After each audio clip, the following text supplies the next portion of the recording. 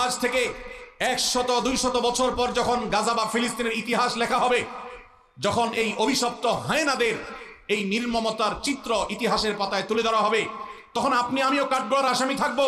কারণ তখনকার মানুষেরা, তখনকার জেনারেশনেরা আলোচনা করবে, তখন পৃথিবীতে যে শত শত কোটি মানুষ বসবাস করেছিল, সে মানুষগুলো কিভাবে এতগুলো মানুষের সামনে পৃথিবীর ছোট্ট একটা ভূখণ্ডের মধ্যে এইভাবে মানুষকে হত্যাযজ্ঞ চালানো হয়েছে, নির্মমতা করা হয়েছে, শিশুদের সামনে বাবা মাকে খুন করা হয়েছে, বাবা মার সামনে শিশুদেরকে টুকরা টুকরো করা হয়েছে, কিভাবে এই নির্মমতা চালানো হয়েছে বিশ্বের শত শত কোটি মানুষ, তারা তখন কি করেছে। আগামী 100-200 বছর পরে যখন ফিলিস্তিন এবং গাজার ইতিহাস লেখা হবে, আসামির কাঠগড়ায় আমরা সবাইকে দাঁড়াতে হবে। আমরা বড় বেশি কঠিন, বেদনাদায়ক, অত্যন্ত ব্যথাতুর সময় আমরা পার করছি মুসলমানরা। একদিকে মানব ইতিহাসের সবচেয়ে বর্বরচিত হত্যাযজ্ঞ, গণহত্যা চলছে দিন দুপুরে বিশ্বের শত শত কোটি মানুষের সামনে ফিলিস্তিনের গাজায়। আজ সেখানে মানবতা এমন ভাবে ভুলুণ্ঠিত হচ্ছে, ঝড় তুফানে আমরা গাছের পাতা উড়ে যেতে দেখি, সেখানে বোমার আঘাতে মানুষের দেহ আকাশে উড়ে যেতে আমরা দেখেছি। প্রিয় ভাইরা, আজকের বিশ্বকে বলা হয় সভ্য পৃথিবী, আজকের পৃথিবীকে বলা হয় নাকি মানবিক পৃথিবী। আজকের পৃথিবীর সভ্যতা এবং মানবিকতার ধ্বজাধারে যা ধারণকারী যারা, তাদের মুখোশ, তাদের আসল রূপ, তাদের আসল চেহারা, চরিত্র আজ দিনের আলোর মতো পরিষ্কার হয়ে গেছে। গাজায় প্রতিনিয়ত শিশু হত্যা চলছে, ফিলিস্তিনের ভিডিওগুলো দেখবার মতো অবস্থা নাই। একটু আগে একটা ভিডিও দেখছিলাম, আল্লাহ তাআলা আমাকেও একটা বাচ্চা দিয়েছেন 8-10 বছরের। 8-10 বছরের একটা ছেলে 5-6 বছরের একটা ছেলেকে, ছোট ভাইকে বড় ভাই সান্ত্বনা দিচ্ছে, মাথার উপরে হাত বুলাচ্ছে। ছোট ভাই বড় ভাইয়ের কোলে মাথাটা রেখে চোখের পানি ফেলছে, অঝরে কাঁদছে, কারণ তাদের বাবা মাকে শহীদ করে দেওয়া হয়েছে। বড় ভাইটা ছোট ভাইয়ের মাথার উপর হাত বুলাচ্ছে আর তাকে সান্ত্বনা দেওয়ার চেষ্টা করছে, ব্যর্থ চেষ্টা। শত সহস্র শিশু আজ এতিম হয়েছে, শত সহস্র মা বাবার বুক আজ খালি হচ্ছে। যারা নারী অধিকার নিয়ে পান থেকে চুন খসলেই চিৎকার চেঁচামেচি করে, সেই মানুষগুলো আজ পাথর হয়ে গেছে। তাদের চোখের সামনে শত সহস্র মা বোনকে আজ খুন করা হচ্ছে। প্রেগনেন্ট মহিলাদেরকে রেখে সেই হসপিটাল বম্পিং করে উড়িয়ে দেওয়া হচ্ছে। আজ সেখানে শিশুদের আর্তনাদে আকাশ পাতাল ভারী হয়ে উঠছে। কোন স্থাপনার সেখানে বাকি নাই যেটা ভেঙে চুরে গুড়িয়ে দেওয়া হয়নি। উপর থেকে ড্রোন শট নেওয়ার ছবি দেখলে ভাবতে কষ্ট হয়, বিশ্বাস করতে কষ্ট হয়, একটা শহর, একটা জনপদকে এইভাবে মাটির সাথে মিশিয়ে দেওয়া যায়। সবচেয়ে অবাক করা বিষয় হলো, এই হায়নারা, এই অভিশপ্ত ইহুদিরা, এদের সবচেয়ে বেশি সমর্থন প্রকাশ্য দিবালোকে যারা করে, তারাই আমাদেরকে সবচেয়ে বেশি সকাল বিকাল মানবতার সবক শুনাইতে আসে। প্রিয় ভাইরা আমার, আজ পৃথিবীর তথাকথিত সভ্য, তথাকথিত উন্নত দেশগুলো প্রকাশ্য দিবালোকে এই অভিশপ্ত দেশকে তারা সমর্থন করছে, যারা মুসলমানদেরকে তাদের ভূখণ্ডে যুগ যুগ ধরে আজ খুন করে আসছে, তাদের রক্ত নিয়ে হোলি খেলা মেতে উঠেছে। আজ সেখানে মানবতার চিৎকারে, আর্তচিৎকারে আকাশ পাতাল ভারী হয়ে উঠছে। আজ থেকে 100-200 বছর পর যখন গাজা বা ফিলিস্তিনের ইতিহাস লেখা হবে, যখন এই অভিশপ্ত হায়নাদের এই নির্মমতার চিত্র ইতিহাসের পাতায় তুলে ধরা হবে, তখন আপনি আমিও কাঠগড়ার আসামি থাকবো।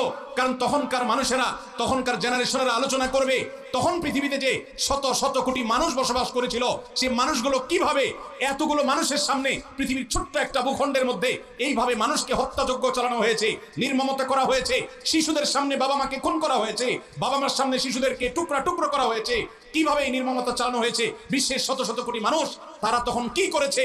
আগামী 100-200 বছর পরে যখন ফিলিস্তিন এবং গাজার ইতিহাস লেখা হবে, আসামির কাঠগড়ায় আমরা সবাইকে দাঁড়াতে হবে।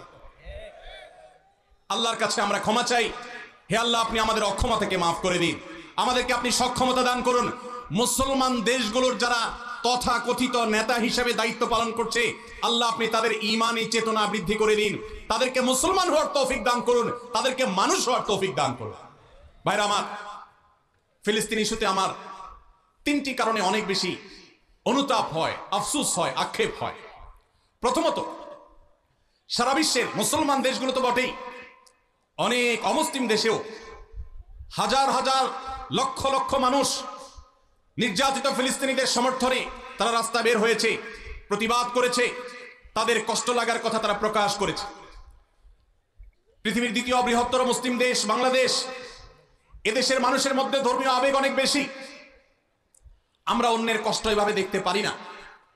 এত সত্ত্বেও এই দেশে আজও পর্যন্ত ফিলিস্তিনিদের প্রতি সহমর্মিতা প্রকাশ করে একটি উল্লেখযোগ্য লক্ষ লক্ষ মানুষের কোন গণজমায়েত এই দেশের মাটিতে এখনো পর্যন্ত হয় নাই। আমার লজ্জা হয়, কষ্ট হয় যখন দেখি ফিলিস্তিন ইস্যুতে প্রত্যেক দল আলাদা আলাদা ব্যানার নিয়ে 2-4-10,000 মানুষ নিয়ে তারা প্রতিবাদ করে। এটাকে ফিলিস্তিনিদের সমর্থন নাকি নিজের দলীয় প্রচারণা, একমাত্র আল্লাহ তাআলা ভালো জানেন।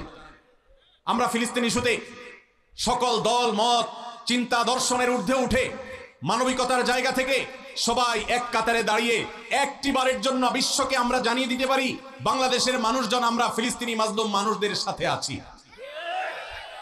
আল্লাহ আমাদের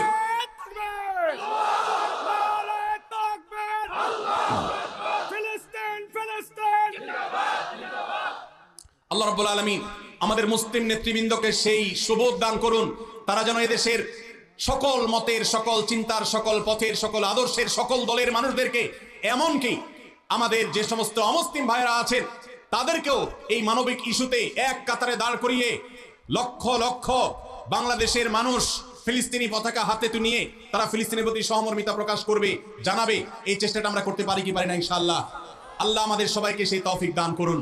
এই ইতিহাস এই দেশে রচনা হোক, আমরা সেই দোয়া রব্বে কারীমের কাছে আজকে ফরিয়াদ করছি।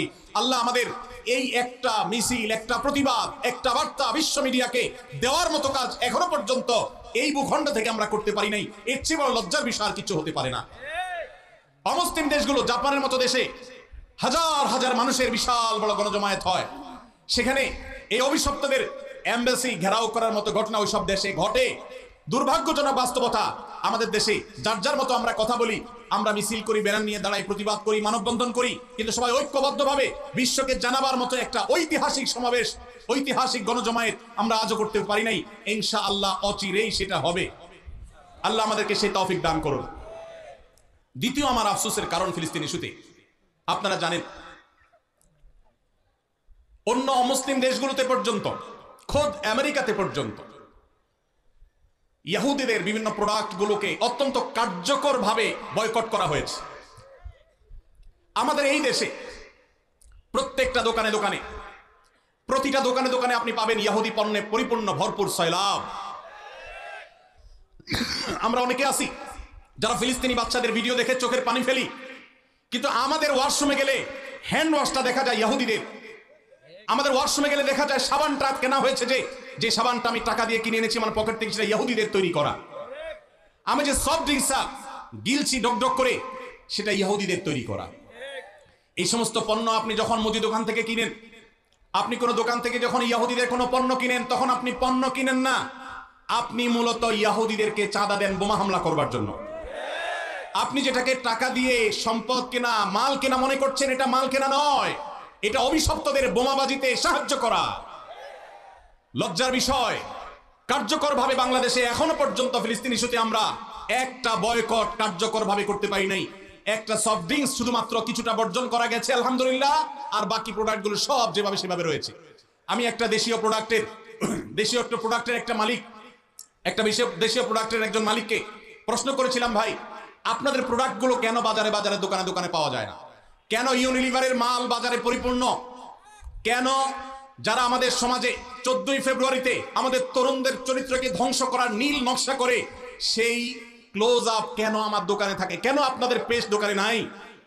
আমাকে সেই বাংলাদেশি কোম্পানির মালিক, বাংলাদেশি প্রোডাক্ট তৈরি করেন সেই ব্যবসা প্রতিষ্ঠানের মালিক, তিনি আমাকে বলছেন, ভাই লজ্জার কথা, আমাদের দেশে এক শ্রেণীর, সবাই নয়, এক শ্রেণীর অসাধু কর্মকর্তা কর্মচারী আছে সরকারি অফিসগুলোতে, যারা এই সমস্ত ইহুদি কোম্পানিগুলো, বিদেশি কোম্পানিগুলো থেকে টাকা পয়সা খেয়ে, ঘুষ খেয়ে, তাদের জন্য সকল সুযোগ সুবিধা, সকল ফ্যাসিলিটিসকে এমন ভাবে প্রোভাইড করে যে আমরা দেশীয় প্রোডাক্ট যারা প্রস্তুত করি, তৈরি করি, তারা তেমন কোনো সুবিধা করতে পারি না।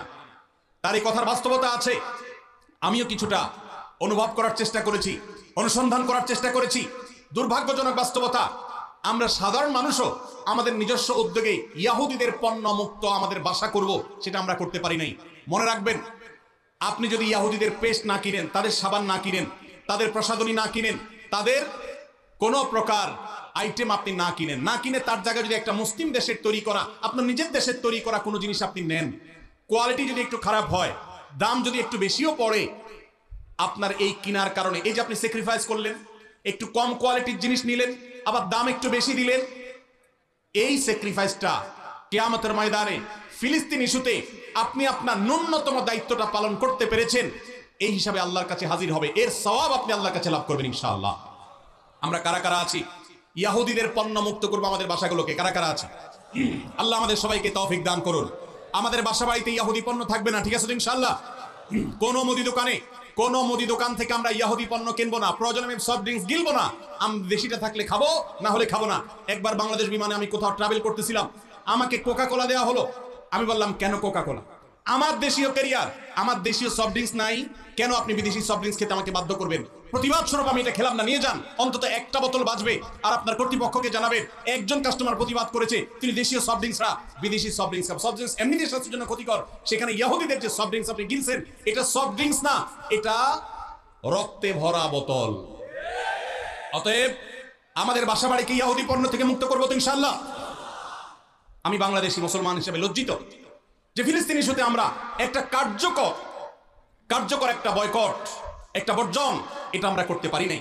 ভাইরা আমার, আজকে আমরা যারা এখানে সমবেত হয়েছি,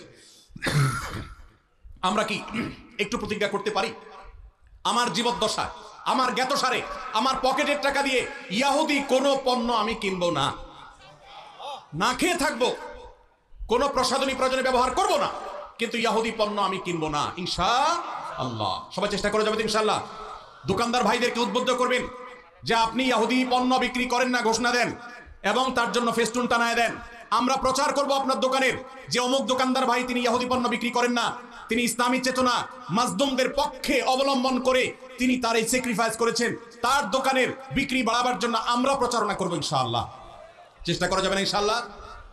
ভাইরা আমার, তৃতীয়ত যে কারণে আমি লজ্জিত সেটি হলো ইয়াহুদিদের এই অভিশপ্ত হায়নাদের, যারা মানবতাকে কুরে কুরে খাচ্ছে যুগ যুগ ধরে ফিলিস্তিনের মাটিতে, ছোট বাচ্চাদের রক্তে যাদের হাত রঙিন হয়ে আছে যুগ যুগ ধরে, তাদের যে সমস্ত ধ্বজাধারী আছে, তাদের যে সমস্ত দালাল আছে, বাংলাদেশে মাথা গুনলে সংখ্যা বলা যাবে এত স্বল্প সংখ্যক দালাল আছে।